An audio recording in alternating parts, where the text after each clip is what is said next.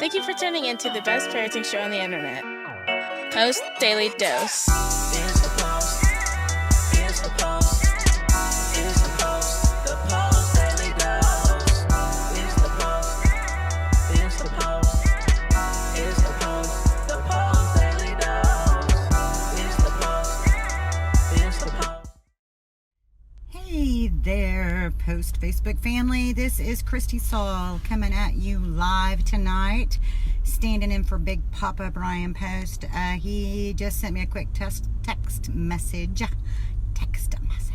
that he is on the road and was not able to jump on for our nightly Post Daily Dose. So I get to do it, and that makes me happy.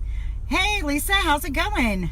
Nice to see ya. I hope some more people jump on and join us. Hello, Mimi. I'm so glad we got to talk today. That was awesome. I see number 3 and number 4 people are watching. That's awesome. So tonight I wanted to talk just a little bit about the subconscious, blueprints, and defaults. And so let's just jump in on this funny little topic. First of all, I just want to throw this in. If we all, hey Amy, good to see ya. If we all just pause for a minute. And we know for ourselves that in any given moment we are doing the best that we can. And what that looks like fluctuates depending on our stress level, how much we slept, if we've eaten, if we've got 15 million things going on at once. Again, stress. So, our self-care will have a big determining factor on what our best looks like. But we are all doing the best we can in any given moment. And I just want to encourage you guys to keep that in your heart and to be thankful for the grace of understanding that and offer that grace to others around you and trust that they too are doing the best that they can in any given moment, and that the best changes depending on your stress level, which then ties into your self-care, right? So what does that have to do with subconscious, blueprints, and our defaults? Well, first of all, Bruce Lipton, who is one of my absolute favorite neurobiologists, he talks about the fact that our subconscious is filtering information from all of our senses at the rate of, if I remember correctly, 5 billion bits of data per second. 5 billion bits of data per second are being processed by a part of our brain called the subconscious. And the purpose of the subconscious is survival. Everything about our makeup, about our biology, is all for the purpose of survival. So our subconscious is taking in sights and sounds and smells and temperatures and tactile sensations and tastes, and all of these wonderful things are being filtered through our subconscious, even though we're not consciously aware of it. It's all happening. Like, I'm not really paying attention to all the things that are around me. I'm sitting in the parking lot at my gym right now, and but my subconscious is way aware of it, to the extent, even just to talk about the subconscious a little bit, to think about things like phantom limbs. And we know that's a real thing for people who are missing a limb, that the nerve sensations still flow up to the brain, and you have phantom itch and phantom pain. There's such a thing as phantom vision. With a person who has low vision or vision difficulties, there's a part of your brain, in the primal brain, that can still sense things, even though maybe your optic nerves or your pupils or whatever in the actual mechanism of your brain, of your eyeball, may not be functioning properly. Your brain still has these subconscious aspects of vision. And so the subconscious is extremely powerful. In fact, Bruce Lipton also says that over 95% of our interactions are coming from our subconscious. That's a big deal, isn't it? That is a big deal. And so let's talk about a little bit about how the subconscious gets created. Well, the subconscious gets created pre-birth and early life. And so it's collecting information from the world around us, putting it in these files so that we understand the world and how the world functions. And so, for all intents and purposes, you could teach an infant that salt was pepper and pepper was salt, and that would go in their files, and that's what they would know of the world until they learned otherwise. And once those blueprints are in there, they're pretty difficult to undo. It takes a lot of awareness. It takes a lot of awareness of what the blueprints even are. It takes a lot of awareness to bring the subconscious to our conscious awareness, so that then we can make active decisions of whether or not we want to hang on to these blueprints, or whether or not we want to recognize them and shift to have different understandings of how the world really functions. So for example, I grew up in a family. I have 2 older brothers, and then I have my parents. My parents got married. My mom was 18 and my dad was 25, because he's 7 years older than my mom. They've been married forever. To the best of my knowledge, they've been faithful to each other for all the years of their marriage. I thought everybody was like that. I thought that's how the world was, because those are the blueprints I grew up with. Well, so someone who grows up in a family where maybe there's infidelities, or maybe there's divorce, or there's domestic violence, well, that's the world, that's their reality, that's the way they think the world is. So these blueprints are significant and they're powerful. When we start thinking about adoption and foster care, and you think about the families that your children have come from, their blueprints are significant. They're everything, just like your blueprints, your ideas about what's right and wrong, how the world operates and how the world functions and how to navigate the world. Those are your blueprints. Those are not facts. They're just blueprints. They're just coming from your subconscious, from the files that were created in approximately, they kind of say 0 to about age somewhere around 5, 6. Those are the time frames when the process of developing the subconscious is most active. And so what does that have to do with defaults? Well, Brian uses the phrase, when we stress, we regress. And so regression, I use the term defaults, that we all have places, all have sort of these dominant stories in our mind, these blueprints in our subconscious that become our defaults when we get really stressed. And what I find is oftentimes we have some very common themes of defaults. For example, one default is feeling victimized. And so when your child is struggling and you begin to personalize it and you feel victimized by your child's behavior, it's very, very likely that that is a default. And when you get stressed out, you will notice that you fall into feeling like a victim and other people are the perpetrator. Don't be scared. That's just a default that likely comes from your pre-birth and earliest life experiences. It could be something that you picked up because maybe you really were victimized. Maybe you were a victim of abuse or neglect. It may be that one of your parents felt victimized. Maybe they felt like a victim during their childhood, therefore they have that default, and that default of how to view a situation got handed down to you during those early years. Another default often is anger. Same thing. That's how, how do we get these defaults? Same way, those blueprints. Maybe that's how someone in your family handled upset emotions.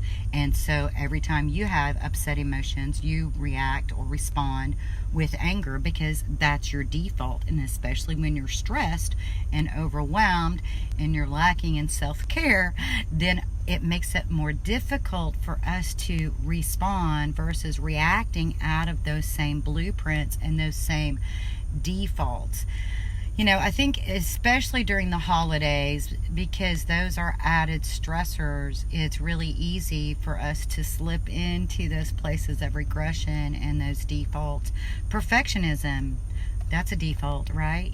So you have to be perfect. If I can just be perfect enough, then there'll be harmony in the world around us. That's a myth, right? That's a myth that many adults experience, especially if there was addiction in their family. It's oftentimes adults who were children who grew up in homes where there was addiction present, oftentimes perfectionism is a default that we as adults then experience, because if we can just be perfect enough, then our parents, our drunk father or a drunk mother, won't be so reactive. If we are perfect enough, we can stay out of harm's way. We won't get hit, or we won't get yelled at, or we won't get called names by this adult who's in our life. Let's see, so anger, depression can even be a default mechanism. Again, these are just, you start looking at common patterns. And part of what brought this up is there was a video that was posted on our feed that Brian had created. It's really cool, but it's talking about how stress, emotional dysregulation and stress are underlying components in virtually every psychological disorder. And so start looking for these common themes in your life. You start having those, like again, for me, victimization is so easy for me to tap into, because that's one of mine. That's one of my default mechanisms. So when I start feeling stressed out and overwhelmed, one of the ways, it's crazy, it's almost backwards, right? You would think I would notice feeling stressed before I noticed the default, but I actually notice my default feelings because that's my immediate, like, I'm feeling victimized.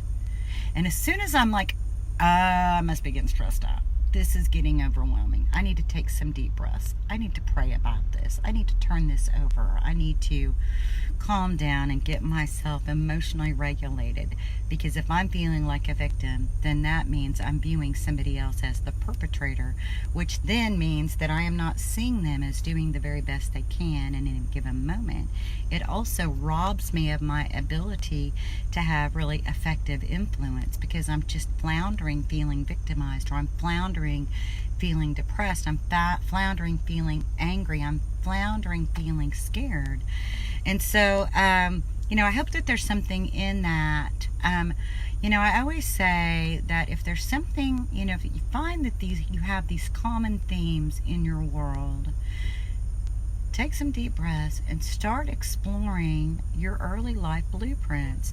Go back. When was the first time I felt this? When's the first time I felt this? When did I feel that before? And you'll notice it's like, oh my gosh, this default comes up, it's coming up all the time, because that's where I go to when I'm stressed out and overwhelmed. Well, so then you start exploring, when you get all the way back to very early childhood experiences, and when you start to understand that, that's where you can start gaining your power of influence, because the first place of power and influence is in your own life, so that you're not being drug around by those early life experiences anymore. And as adults, as we can do that more often, and we can put words to it, and we can vocalize the processes that we're in, man, think about how powerful that is for your child. When you start feeling victimized by something that's going on around you, and you just pause for a minute, and then you say out loud, wow, I'm feeling really victimized by that. But I don't really think they're doing this intentionally to hurt me. They've got their own issues going on. It doesn't have anything to do with me. When you can say that out loud and your child hears that, then they too will begin to delve into their own experiences and their own defaults and their own blueprints and their own subconscious processes. See, that's modeling. That's how do I handle stress?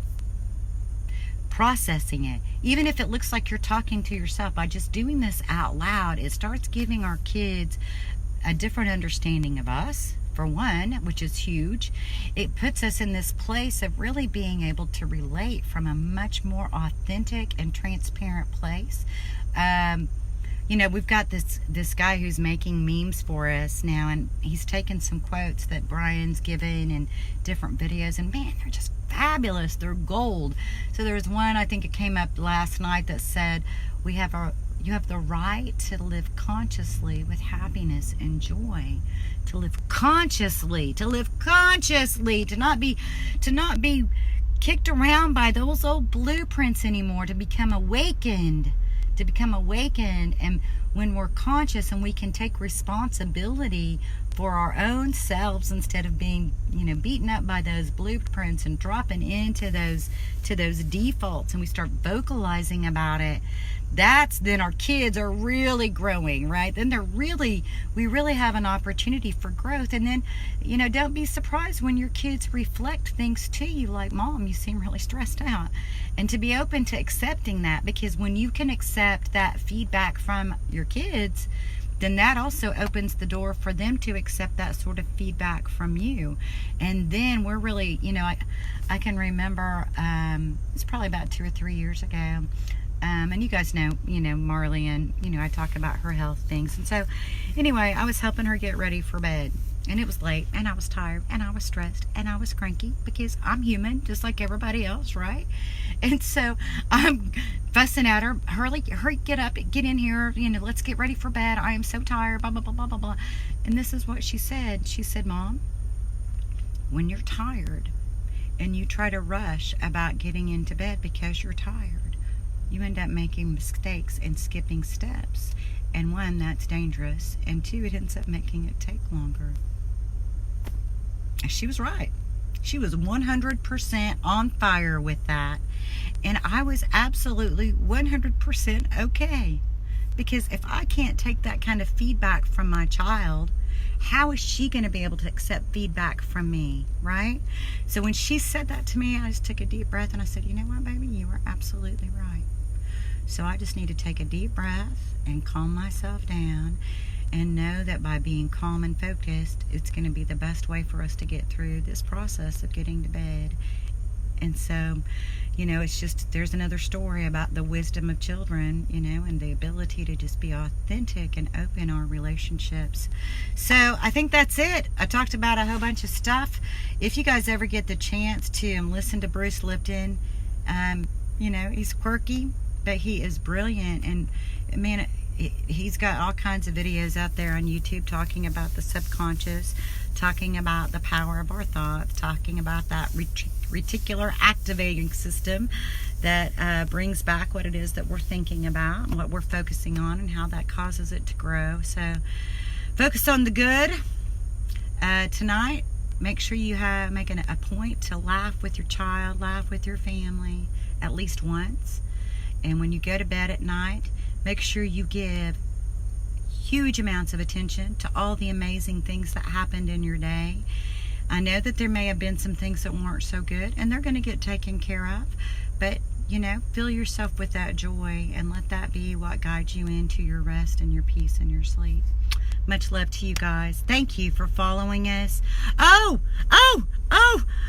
From Fear to Love is now available in Spanish, both in ebook and in softback. So you can find it on Amazon.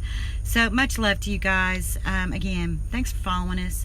Thanks for being a part of the Post Institute family. We love you guys. Take care.